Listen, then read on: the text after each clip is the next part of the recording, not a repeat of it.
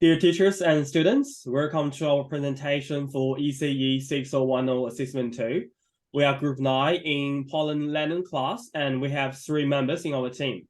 I'm Yuchen Lu, and the 2 other members are Zoe Wang and Yujia Gao. The policy we found is a child safe culture policy from the ECMS in Victoria, which has 61 kindergartens and childcare centers and now touches the lives of more than 6,000 children across Melbourne each week. This document defines children's health, safety, and well-being as the first element of the entire CAT service, and all activities children involved needs to meet the children's greatest interests. Children need to feel safe, and all possible harm and injuries need to be limited to the greatest extent. It also involves that children need to develop and have a good cultural environment. They need to feel valued, respected, and cared. On the other hand, it is also necessary for us to communicate and cooperate with parents and the community to ensure that children get a comprehensive health, safe, and well-being.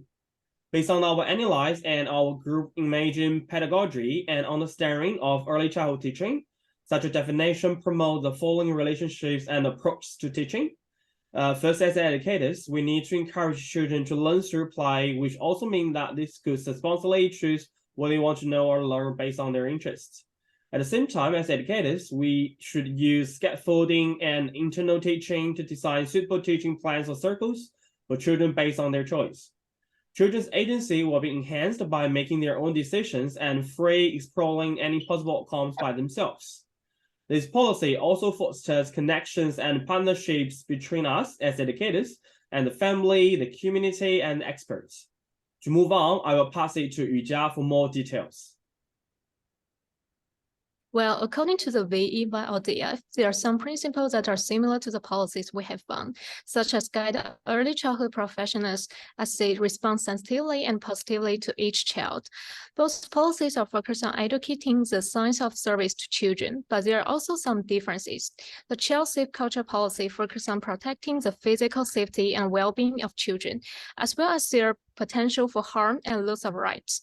On the other hand, the VE by LDF tends to focus on the spiritual and cognitive development of children in order to give them a stronger sense of cultural identity and self-confidence.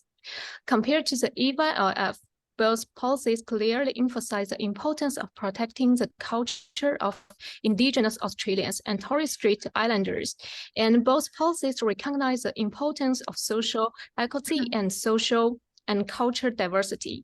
In the Child Safe Culture policy, there are some legally binding principles, such as fulfilling its obligation to the Child Information Sharing Scheme as a multi-agency risk assessment and management work.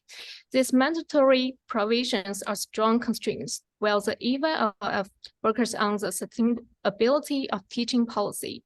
This document clearly outlines the rules that early childhood educators must follow in their activities and teaching, using legally binding provisions to regulate their behavior. It implies the importance of children's physical and mental safety in social and education development. We are also suggesting that professional identities are both enabling and constraining. When you act like a teacher, there are rules of behavior. And welcome Zoe to next part. Thank you. As early childhood educators, we have been deeply affected by the above-mentioned policies.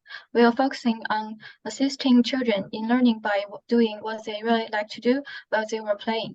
We employ unrestricted questions throughout everyday activities to foster children's critical thinking skills. We will be able to anticipate the physical and mental health of the children, as well as their academic progress in the following teaching period. Hence, we will be creating a better environment for the children. In conclusion, the Child Safe Culture policy highlights children's health, safety, and well-being, and requires that all care service activities be designed around the children's primary interests. As compared to the EVLF, this policy prioritizes on protecting the physical safety and well-being of children, as well as their potential for harm and loss of rights. This provides us a useful resource for our planned early childhood educating careers. Thank you for your attention.